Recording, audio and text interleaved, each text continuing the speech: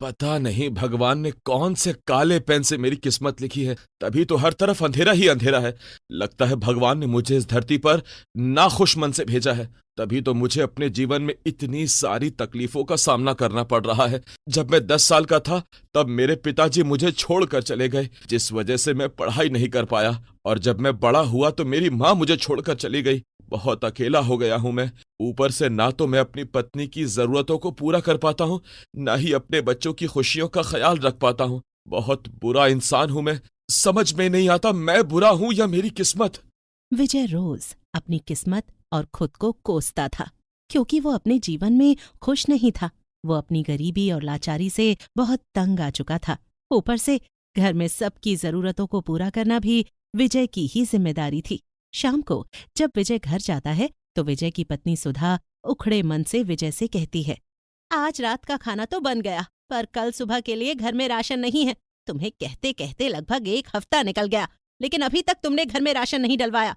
तुम्हें क्या लगता है मुझे बहुत शौक है तुम्हारी बातों को नजरअंदाज करने का? अरे मुझे भी पता है कि राशन कितना जरूरी है, लेकिन मैं मजबूर हूँ। मेरे पास राशन खरीदने के लिए पैसे नहीं है, और गांव का जो लाला है वो उधारी पर सामान देने को तैयार नहीं है, क्योंकि हमने अब तक का उसका पहले वाला हिसाब ही चुकता नहीं किया है। अरे बहुत परेशान हो गई हूँ मैं। कभी कभी तो सोचती हूँ कि अगर तुम्हारे सर पर इतनी ही गरीबी थी तो तुमने शादी क्यों की? इस गरीबी में बीवी बच्चों की जिम्मेदारी उठाना अगर तुम्हारे बस की बात नहीं थी तो क्यों की शादी? अगर तुम ऐसी बुरी स्थिति में मेरा साथ नहीं दे सकती हो तो तुम अपने मायके जा सकती हो, मुझे कोई दिक्कत नहीं है। वैसे भी जीवन साथी का मतलब होता है कि वो हर अच्छे बुरे वक्त में अपने साथी का साथ दे, पर तुम तो मुझे हर वक्त सिर्फ और सिर्फ ताने ही देती रहती हो। अरे तो क्या करूं, मैं भी तो परेशान हो गई हूँ ऐसा जीवन जीते जीते। ना तो तुम हमें एक अच्छा जीवन दे सकते हो और ना ही हमारी छोटी मोटी जरूरत को पूरा कर सकते हो, इसलिए बेकार है तुमसे कुछ कहना। मैं तो जा रही हूँ अपने कमरे में सोने। पत्नी की बातें सुनकर विजय का मन न तो खाना खाने का कर रहा था और न ही सोने का, लेकिन फिर भी जैसे तैसे खुद को शांत करके विजय खाना खाता है और फिर अपने कमरे में जाकर सो जाता है। अगली सुबह उठकर विजय फिर से नाखुश मन से खेती करने के लिए खेत जाता है। तभी विजय की नजर एक चमचमाती हुई हरी मिर्च के ऊपर जाती है। दिन में भी उस मिर्च की चमक इतनी ज्यादा थी कि विजय की आंखें उस चमक से चौंधिया जा रही थीं। अरे ये हरी मिर्च इतनी चमक क्यों रही है? कहीं मेरी आंखें तो खराब नहीं हो गईं? और ये क्या, ये हरी मिर्च तो आम मिर्च के मुकाबले काफी बड़ी भी है। मुझे तो कुछ भी समझ नहीं आ रहा, आखिर ये सब क्या है? आज तक तो कभी मेरे खेत में ऐसी मिर्च की खेती नहीं हुई, फिर आज अचानक से। विजय उस मिर्च को अपने हाथ में लेता है और हाथ में लेते ही उस मिर्च से एक हरी मिर्च जैसी परी निकलती है। परी को देखकर विजय थोड़ा हड़बड़ा जाता है और पीछे की ओर हो जाता है। बताओ विजय, मैं तुम्हारी कौन सी इच्छा पूरी कर सकती हूँ? मैं देख रही हूँ कि तुम पिछले कुछ दिनों से बहुत परेशान हो। हाँ मैं बहुत परेशान हूँ, पर मुझे एक बात समझ में नहीं आई, तुम हो कौन? मैं एक जादुई हरी मिर्च हूँ। जरूरत पड़ने पर ही मैं इंसान को अपना असली रूप दिखाती हूँ, और मैं कई दिनों से तुम्हें परेशान देख रही थी, इसीलिए मैंने सोचा कि लगता है अब मुझे तुम्हारी मदद करनी चाहिए। तो बताओ, मैं तुम्हारी क्या मदद कर सकती हूँ? जब भगवान मेरी मदद नहीं कर पाए तो तुम मेरी मदद क्या करोगी? तुम एक बार अपनी इच्छा मुझे बताकर तो देखो। ठीक है, फिर अगर तुम सच में मेरी इच्छाओं को पूरा कर सकती हो तो मेरी यही इच्छा है कि मैं अब अपना गरीबी वाला जीवन नहीं जीना चाहता। मुझे अमीर बनना है, मेरे पास धन दौलत गाड़ी बंगला सब कुछ हो, मैं ये चाहता हूँ। क्या तुम मेरी इच्छा पूरी कर सकती हो? ठीक है, मैं तुम्हें अभी अमीर बना देती हूँ, लेकिन तुम्हें मुझसे वादा करना होगा कि तुम कभी भी अपनी अमीरी और धन दौलत को लेकर घमंड और अहंकार नहीं करोगे। हमेशा तुम्हारे दरवाजे पर आने वाले गरीब जरूरतमंद लोगों की तुम मदद करोगे, कभी किसी को खाली हाथ नहीं रखोगे। ठीक है, मैं वादा करता हूँ कि अमीर बनने के बाद मैं कभी किसी के साथ कोई बुरा व्यवहार नहीं करूंगा और कभी किसी को अपने दरवाजे से खाली हाथ वापस नहीं करूंगा। परी विजय के कहने पर विजय को अमीर बना देती है। विजय का घर अब एक बंगले में बदल चुका था। उसके पास धन दौलत सब कुछ था। अपनी अमीरी देखकर विजय बहुत खुश था। सुधा, अब हमारे पास सब कुछ है। बंगला, गाड़ी, दौलत, हर वो चीज हमारे पास मौजूद है जिसकी चाह बरसों से हमें थी। अब हमें कहीं कभी भी किसी के आगे हाथ फैलाने की जरूरत नहीं होगी सुधा। हाँ, ये तो आपने बिल्कुल ठीक कहा। मैं तो बेकार में ही आपको ताने सुनाती थी, पर आप तो बड़े ही किस्मत वाले निकले। अरे आज के टाइम में कहाँ किसी को परी या फिर कोई जादुई हरी मिर्च मिलती है। हाँ, ये तुमने बिल्कुल ठीक कहा। सच में बहुत अच्छी किस्मत है मेरी। एक टाइम था जब मैं अपनी किस्मत को रोज कोसता था, पर अब समझ में आ रहा है कि मेरी किस्मत तो सच में बहुत अच्छी है। वो क्या कहते हैं सुधा, जिसकी किस्मत में राजा बनना लिखा हो वो किसी न किसी तरीके से राजा बन ही जाता है। विजय अमीर होते ही परी से किया हुआ वादा भूल जाता है, इसलिए विजय के मन में घमंड और अहंकार ने जगह ले ली थी। एक दिन विजय के घर विजय का एक दोस्त मनोज आता है, जो कि बहुत गरीब था। विजय, ओ विजय, कहाँ है तू? जल्दी बाहर आ, मुझे तेरी जरूरत है दोस्त। क्या बात है मनोज, क्यों जोर जोर से चिल्ला रहा है तू मेरे घर में? और तुझे क्या लगता है कि मैं बहरा हूँ इसीलिए तू जोर जोर से चिल्ला रहा है? अरे नहीं विजय, ऐसी कोई बात नहीं। वो दरअसल मैं बहुत परेशान था। अरे अब तू परेशान है तो उसमें मैं क्या करूं? विजय, मुझे तेरी जरूरत है दोस्त। बहुत परेशान हो गया हूँ, घर में बहुत आर्थिक तंगी चल रही है, इसीलिए मुझे तुझसे थोड़ी मदद चाहिए। भगवान के लिए अपने दोस्त की मदद कर दे, तेरा बहुत एहसान होगा मुझ पर। अरे पर मुझे तेरी कोई मदद नहीं करनी और ना तुझ पर कोई एहसान करना है, इसीलिए तू किसी और का दरवाजा खटखटा, क्योंकि यहाँ तो तेरी मदद करने वाला कोई नहीं है। विजय यार, तू तो मेरा दोस्त है ना, फिर भी तू मेरी मजबूरी नहीं समझ पा रहा है। तू तो जानता है ना कि 2 महीने बाद मेरी बीवी की डिलीवरी होने वाली है और मुझे पैसों की बहुत जरूरत है। भगवान के लिए मेरी मदद कर दे भाई। अरे मेरे भाई, मेरे पास पैसे नहीं है और मैं चाहकर भी तेरी मदद नहीं कर सकता, तो भगवान के लिए यहाँ से चला जा। मुझे और मेरे घर वालों को परेशान मत कर, क्योंकि तुम जैसे गरीब लोगों का रोज का यही ड्रामा है, कोई ना कोई बहाना लगाकर आ जाते हैं पैसे मांगने के लिए। विजय मनोज की बेइज्जती करके उसे भगा देता है। बेचारा मनोज उदास परेशान होकर वहां से चला जाता है और थोड़ी देर बाद विजय अपनी गाड़ी में बैठकर कहीं जा रहा होता है कि तभी रास्ते में विजय को एक भिखारी नजर आता है। भिखारी को देखकर विजय अपनी गाड़ी दूसरे रास्ते की ओर मोड़ने लगता है। तभी भिखारी भागता हुआ विजय की गाड़ी के आगे आ जाता है, जिससे विजय को बहुत गुस्सा आता है। अबे ओए भिखारी, तुझे मरने के लिए मेरी ही गाड़ी मिली थी क्या? अगर मरने का इतना ही शौक है तो कहीं और जाकर मर। मेरी गाड़ी के आगे आकर क्यों मरना चाहता है तू? मालिक, 2 दिन से भूखा हूं, कुछ खाने को दे दीजिए। हे भगवान, अरे तू 2 दिन से भूखा है या पिछले 2 महीने से, मुझे इससे क्या? मैंने ठेका थोड़ी ना ले रखा है तुम जैसे भिखारियों को खाना खिलाने का। अब भगवान के लिए यहां से चला जा, वरना मैं अपनी गाड़ी से तुझे ठोक दूंगा। मालिक, आप कैसी बातें कर रहे हो? माना कि मैं गरीब भिखारी हूं, पर इसका मतलब ये नहीं कि आपकी नजर में मेरी कोई कीमत ना हो। मालिक, मैं बहुत भूखा हूं और काम करने की स्थिति में नहीं हूं, वरना मैं मेहनत करके भी खा सकता था, पर भगवान ने मुझे काम करने के लायक ही नहीं छोड़ा है। देख, अपना दुख दर्द तू किसी और को जाकर सुना। तेरे जैसे बहुत देखे हैं मैंने, जब देखो तब कहीं ना कहीं से मुंह उठाकर चले आते हैं भीख मांगने के लिए। मेरे पास तुम जैसों के लिए बिल्कुल भी टाइम नहीं है। विजय के ऐसा कहते ही वो भिखारी उसी जादुई हरी मिर्च वाली परी का रूप ले लेता है। परी को देखकर विजय को परी से किया हुआ वादा याद आने लगता है और विजय हाथ जोड़कर परी से कहता है, परी, तुम? परी, मुझे नहीं पता था कि तुम मेरी परीक्षा ले रही हो। देखो, भगवान के लिए मुझे माफ कर दो, मैं थोड़ा सा अहंकारी हो गया था, इसीलिए मैंने ये सब किया, वरना सच बताऊं तो मैंने कभी नहीं सोचा था कि मैं कभी किसी के साथ ऐसा करूंगा। मुझे माफ कर दो। विजय, मुझे कुछ भी सुनने और समझने की जरूरत नहीं है। जिस दिन मैंने तुम्हें अमीर बनाया था उस दिन से ही मेरी नजर तुम पर थी, क्योंकि मुझे अच्छे से पता था कि तुम आगे जाकर ये सब जरूर करोगे। इसीलिए मैंने तुम्हें आईना दिखाने के लिए ये सब किया है। इंसान को हमेशा अपना बुरा वक्त याद रखना चाहिए, पर तुमने ऐसा नहीं किया। तुमने ना तो अपना बुरा वक्त याद रखा और ना ही मुझसे किया हुआ वादा। हाँ परी, मैं जानता हूँ कि मुझसे बहुत बड़ी भूल हो गई है, लेकिन भगवान के लिए तुम मुझे माफ कर दो। मुझे बस एक मौका और दे दो। मैं तुम्हें माफ करती हूँ, पर मैं तुमसे तुम्हारा धन दौलत सब कुछ वापस लेती हूँ, क्योंकि मुझे नहीं लगता कि तुम इसके लायक हो।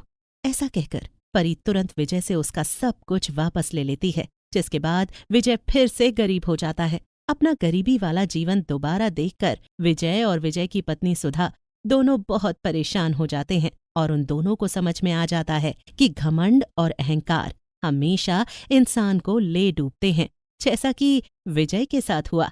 इसलिए हमें कभी भी किसी भी चीज पर घमंड और अहंकार नहीं रखना चाहिए। एक गांव में पवन नाम का व्यक्ति अपनी पत्नी सीमा के साथ रहता था। उनकी एक बेटी थी जिसका नाम निधि था। पवन मेहनत मजदूरी करके अपने घर का खर्चा चलाता था, इसलिए कभी भी उसके पास ज़्यादा पैसे नहीं थे। उसने निधि को फिर भी पढ़ाने की कोशिश की, लेकिन निधि का भी पढ़ाई में मन नहीं लगता था, इसलिए उसने पढ़ाई बीच में ही छोड़ दी थी। अब निधि बड़ी हो चुकी थी, इसलिए वो सभी उसके रिश्ते के लिए लड़का ढूंढ रहे थे। फिर एक दिन पवन के काका उससे मिलने आते हैं। प्रणाम काका। प्रणाम बेटा, खुश रहो। और निधि बिटिया कैसी है? बस काका, भगवान की कृपा है, सब अच्छा है।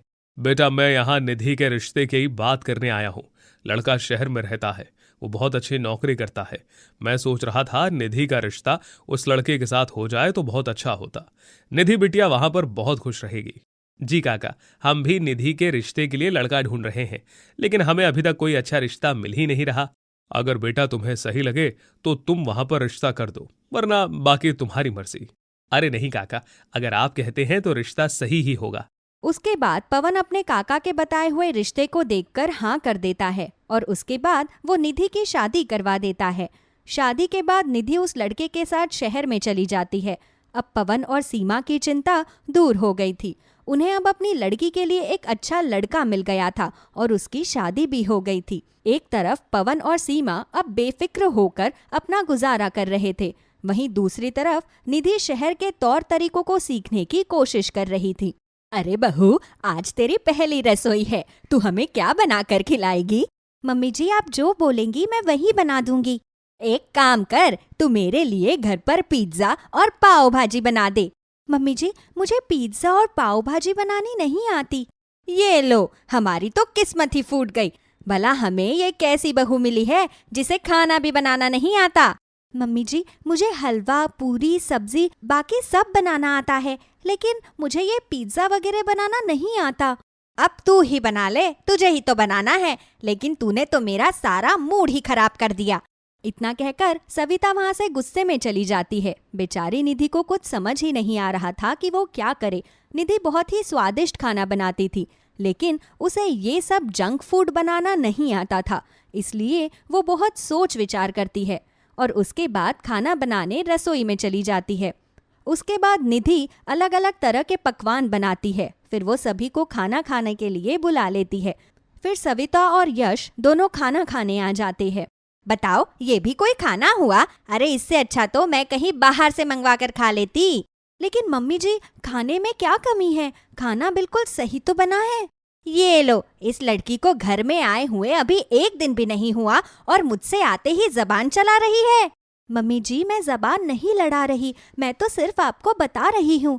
देख बेटा, अब तू ही देख ले अपनी पत्नी को। लगता है इसे मेरा इस घर में रहना पसंद नहीं है।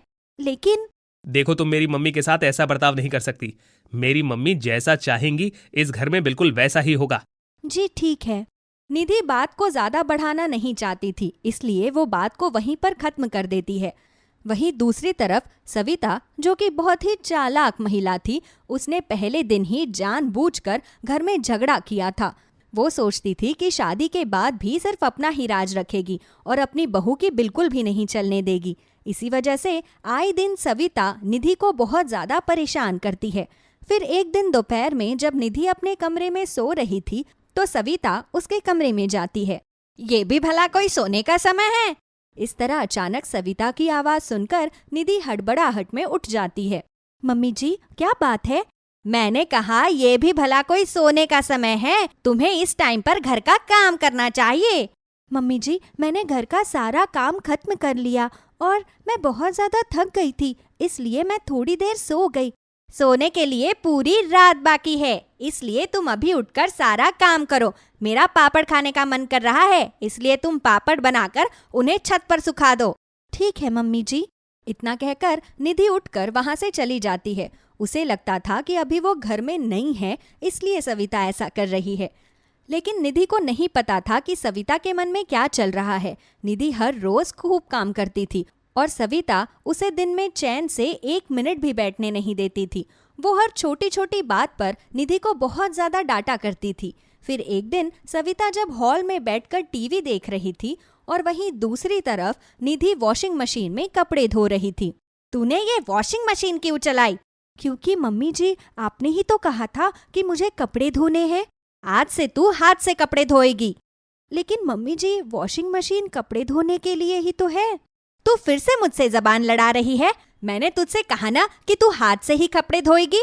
वैसे भी तू इतने गरीब परिवार से आई हुई है। तूने कभी ये सब चीजें अपनी जिंदगी में देखी भी है? भला तेरे परिवार वालों ने तुझे दिया ही क्या है? तू तो शादी में कुछ भी दहेज नहीं लेकर आई, ना ही तू कोई सामान लेकर आई है। इसलिए तू इन सब का आज से इस्तेमाल बिल्कुल नहीं करेगी। ठीक है मम्मी जी। निधि अपना घर बचाना चाहती थी, इसलिए वो सविता की हर बात मानती थी। वो नहीं चाहती थी कि उसका रिश्ता खराब हो, इसलिए वो हर बात मानती थी और चुपचाप सारे ताने सुनती रहती थी। लेकिन सविता के अत्याचार दिन पर दिन बढ़ते ही जा रहे थे। वो हर बार जानबूझकर निधि के खानों में कमियां निकालती थी। वो निधि से जानबूझकर बार बार खाना बनवाती थी। कभी सविता निधि के धोए हुए कपड़ों को गंदा कर देती थी और उसे दोबारा धोने को कहती थी। एक दिन तो सविता ने हद ही कर दी। जब यश काम से वापस घर लौटता है तो सविता उसके आते ही रोने लग जाती है। मम्मी, क्या बात है? आप इस तरह से रो क्यों रही हो? बस बेटा, अब मैं तुझे क्या बताऊं। मम्मी बताओ तो, क्या बात है?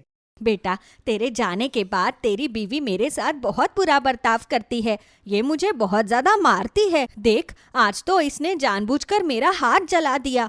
अपनी माँ की ये सब बातें सुनकर यश बहुत ज्यादा गुस्सा हो जाता है। उसे बिल्कुल भी विश्वास नहीं हो रहा था कि उसकी पत्नी उसके माँ के साथ इतना बुरा व्यवहार कर सकती है।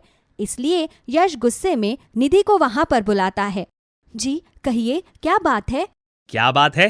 क्या तुम्हें नहीं पता कि क्या बात है? क्या मैंने तुमसे इसलिए शादी की थी कि तुम मेरी माँ के साथ इतना बुरा बर्ताव करो? आखिर तुम्हारी इतनी हिम्मत कैसी हुई कि तुमने मेरी माँ का हाथ जलाया? ये आप कैसी बातें कर रहे हैं? मैंने ऐसा कुछ भी नहीं किया है। तो ये क्या है? मैं आपसे सच कहती हूँ, ये मैंने नहीं किया। मम्मी जी के हाथ से गलती से चाय गिर गई थी, इसलिए उनका हाथ जल गया। लो, अब तो मेरे बेटे के सामने ही मुझे झूठा बनाया जा रहा है। नहीं, मैं झूठ नहीं कह रही, बल्कि आपके जाने के बाद आपकी मम्मी मुझे बहुत ज्यादा परेशान करती है और मुझे बिना वजह डांटती और मारती है। बस, अब यही सब सुनने की कसर बाकी थी। यश निधि की बात पर बिल्कुल भी विश्वास नहीं करता और अपनी माँ की बातों पर विश्वास करके यश निधि को बहुत ज्यादा डांटने लगता है और उसके ऊपर हाथ भी उठा देता है। प्लीज, आप मेरी बात पर विश्वास कीजिए। निधि के बार बार रिक्वेस्ट करने के बाद भी यश उसकी बात पर विश्वास नहीं कर रहा था और उसे जबरदस्ती घर से बाहर निकाल देता है। निधि शहर में बिल्कुल नई थी और वहाँ के माहौल से वो बहुत अनजान थी, इसलिए उसे कुछ समझ नहीं आ रहा था कि वो अब क्या करेगी और भला कहाँ जाएगी। फिर वो रोते हुए एक बड़े से नीम के पेड़ के पास पहुँच जाती है। अब मैं भला क्या करूँगी? मैं कहाँ जाऊँगी? मुझे तो यहाँ के बारे में कुछ भी नहीं पता। तुम इस तरह से रो मत निधि। कौन है? मैं नीम का पेड़ हूँ। दरअसल मैं एक जादुई नीम का पेड़ हूँ। मैं यहाँ पर तुम्हारी मदद करने आया हूँ। क्या आप सच में जादुई पेड़ हो और आप बोल भी सकते हैं? हाँ निधि। लेकिन आप मेरी मदद क्यों करना चाहते हैं? निधि, तुम एक बहुत अच्छी लड़की हो। बहुत समय पहले गांव में एक नीम का पेड़ था जो कि मंदिर के पास था। कुछ लोग उसे काटने आए थे, लेकिन तुमने उन सब के खिलाफ आवाज उठाई और उसे काटने से बचा लिया। साथ ही तुम हमेशा दूसरों की मदद करती हो और बहुत ही अच्छी और ईमानदार लड़की हो।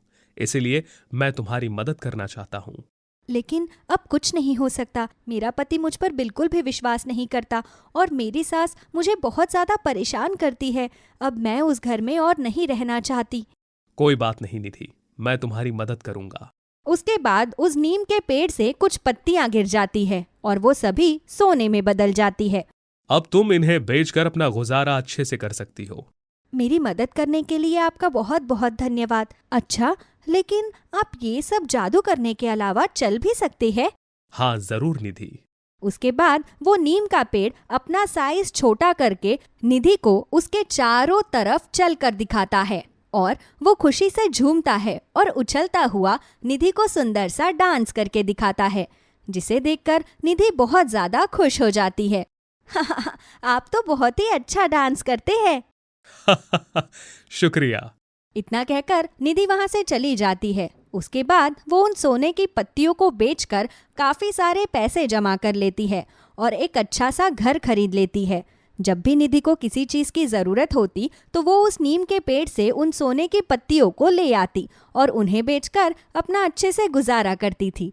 अब निधि का शादी से मन भर गया था। वो सबके लिए अच्छा करना चाहती थी, इसलिए वो 2 बच्चों को गोद ले लेती है और उन्हें खूब पढ़ाती लिखाती है। वो अपनी मम्मी पापा को भी गांव से बुलाकर उन्हें अपने साथ रहने के लिए कहती है। इस तरह निधि अपनी जिंदगी अच्छे से जीती है।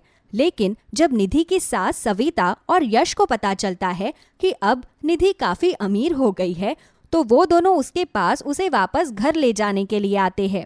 हाँ, आप दोनों को अब मेरी याद आ रही है। मुझे अच्छे से पता है कि आप लालच में मेरे पास आए हैं, लेकिन मैं आप दोनों के साथ कहीं भी नहीं जाऊंगी। आपने मेरे साथ बहुत बुरा किया है, इसलिए यहाँ से वापस चले जाइए। उसके बाद यश और सविता दोनों निधि को धमकाने की कोशिश करते हैं, लेकिन तभी वहां पर जादुई नीम का पेड़ आ जाता है, जो कि अपने दोनों टहनियों वाले हाथों से उनकी खूब पिटाई करता है और उन्हें वहां से भगा देता है। उस दिन के बाद से निधि अपनी जिंदगी आराम से जीती है और जादुई नीम का पेड़ हमेशा उसकी मदद करता है।